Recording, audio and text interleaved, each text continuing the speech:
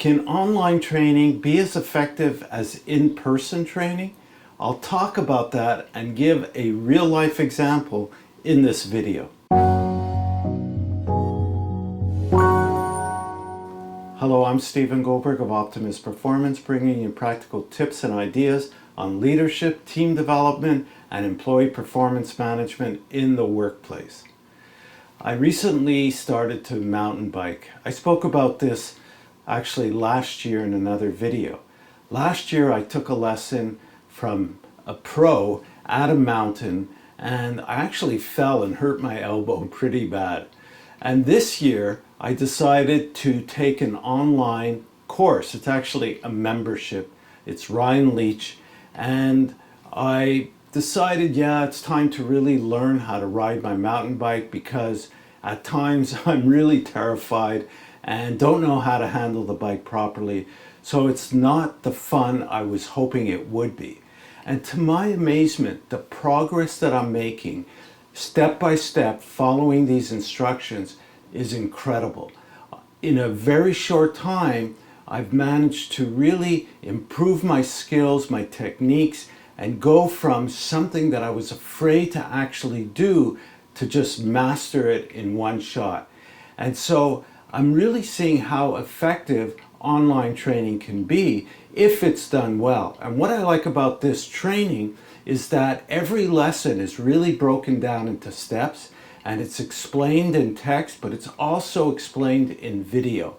And that way you could review it, you could go at your own pace, you could watch it over and over again, the videos, you could practice it, and you could also even give a comment. And then one of the coaches will answer you. So there's follow-up and feedback.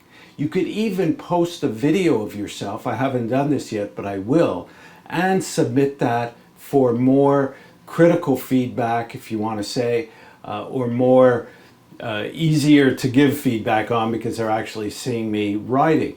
But it's really opened up my eyes to the possibilities that online training can provide, even with something as physical as mountain biking.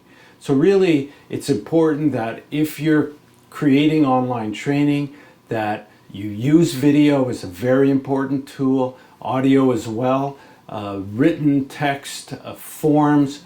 There's many things you can do to make it really stick with the participants. And of course, feedback and ongoing coaching. There's also, in this case, there's a Facebook group, so you can not only submit your comments to a coach, but also get feedback from the community.